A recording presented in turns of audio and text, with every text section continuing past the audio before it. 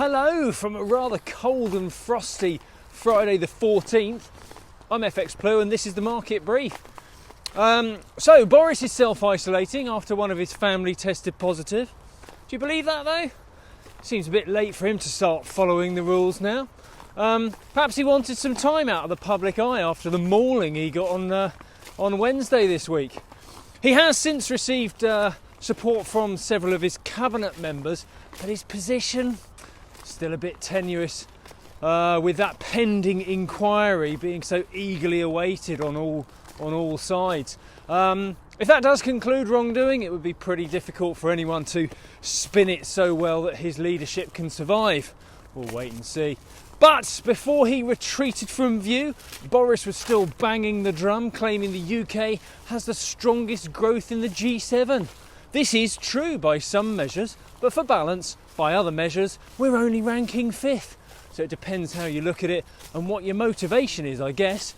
Politicians, of course, often compare apples to oranges to enforce their point. So if you want to distract from something, maybe like a garden party during lockdown, you can easily filter the data to put yourself top of the pops.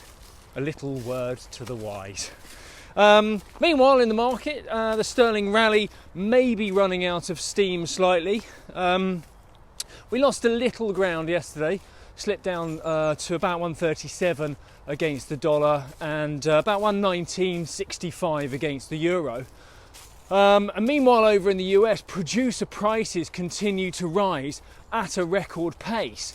This is the data that records the price of spare parts and raw materials at the factory gate, and these were 9.7% higher in December than the year before. The data is a leading indicator. It's considered a fairly accurate guide to how consumer prices will react further down the line. So the Fed may have their work cut out as their policy aims to average out inflation around 2%. Shrewdly, they haven't attached a formal time frame to that, so ultimately it will take as long as it takes.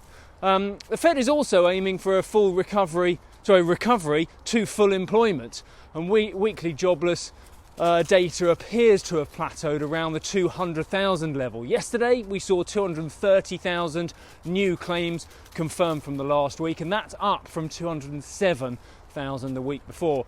The dollar index fell to 94.65 and euro dollar moved slightly higher to touch 114.80, and that's about where we kick off the day today. Have a great weekend. Do join me again on Monday. All the best. If you do not have a clue, then just tweet through and ask FX Blue.